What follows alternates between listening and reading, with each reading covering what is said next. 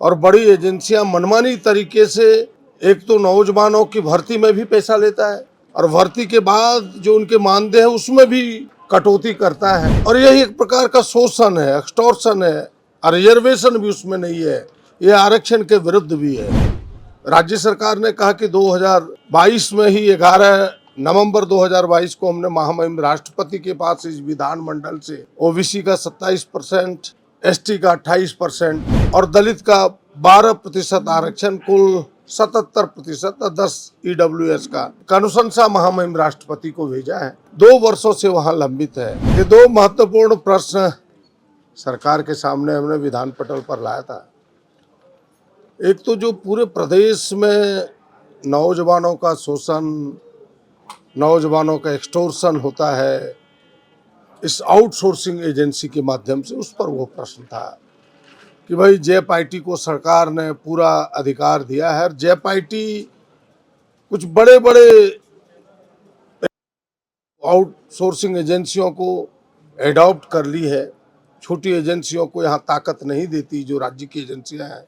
और बड़ी एजेंसियां मनमानी तरीके से एक तो नौजवानों की भर्ती में भी पैसा लेता है और भर्ती के बाद जो उनके मानदेय है उसमें भी कटौती करता है। और यही एक प्रकार का शोषण है, एक्सटॉर्शन है, और रिजर्वेशन भी उसमें नहीं है, ये आरक्षण के विरुद्ध भी है। सरकार ने कहा है कि नहीं, हम इसको एक बार अपने विभागीय पदाधिकारियों से दिखा करके, और जो 2 सालों का एग्रीमेंट है हमने कहा उसको आपने एक्सटेंशन दे डाला है, बोला इस एक्सटेंशन का भी पुनर्जांच कराएंगे। और साथ ही साथ जो शिकायतें मिली है भिन्न भिन्न जिलों से, उस जांच के आधार पर कार्रवाई करेंगे ताकि एक्सटॉर्शन रुके।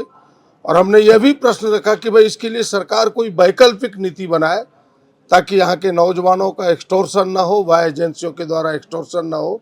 सरकार ने कहा कि उस पर भी आगे हम विचार कर रहे हैं और आगे जल्दी विचार करेंगे। एक दूसरा मामला था जो महत्वपूर्ण मामला था, आप सबने देखा होगा कि वो ओबीसी के आरक्षण का मामला है। राज्य सरकार ने कहा कि 2022 में ही 11 नवंबर 2022 को हमने महामहिम राष्ट्रपति के पास इस विधानमंडल से ओबीसी का 27%, एसटी का 28% और दलित का 12% आरक्षण, कुल 77% और 10 ईडब्ल्यूएस का अनुशंसा महामहिम राष्ट्रपति को भेजा है। 2 वर्षों से वहां लंबित है। हमने कहा कि भाई इस पर तत्पर कार्रवाई हो, इसके लिए सरकार को प्रयास करना चाहिए। और तमिलनाडु के उदाहरण हमने बताया कि जिस प्रकार से वहाँ पार्लियामेंट में, उस समय कांग्रेस की सरकार थी देश में, पार्लियामेंट में संशोधन ला करके और उस संशोधन के माध्यम से वहाँ 69% आरक्षण दिया है, 50% लक्ष्मण रेखा को पार करके।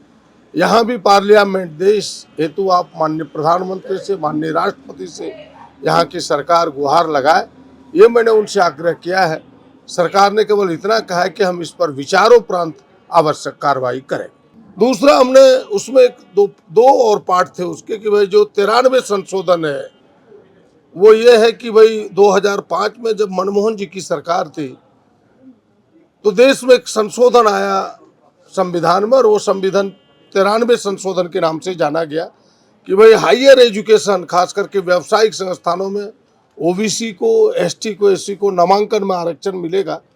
उन्होंने कहा कि यहाँ प्रभावी ढंग से लागू, अगर कुछ कमी है तो उसको हम आंतरिक रूप से दिखवा करके प्रभावी करने का प्रयास करेंगे। और हमने कहा कि भाई पिछड़ों के लिए अलग मंत्रालय की घोषणा हो। सरकार ने कहा कि नहीं, जो अभी मंत्रालय जिसके मातहत काम कर रहे हैं उन्होंने अपनी बात कही है कि हम उसके तहत बेहतर काम कर रहे हैं। अभी सरकार अलग मंत्रालय का एहसास नहीं करती है, लेकिन हमें लगता है कि यह मेरी मांग जायज़ है। आगे भी भिन्न भिन्न फोरम पर इस मांग को रखेंगे और कांग्रेस पार्टी इस मांग को लेकर के आगे बढ़े।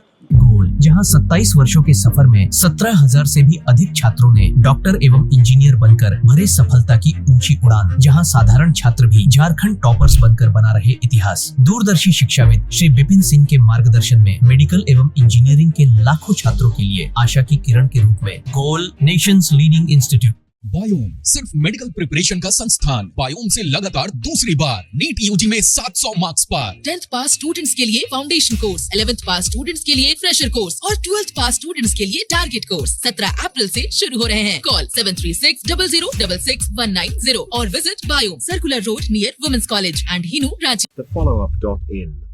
Like, share, and subscribe. www.thefollowup.in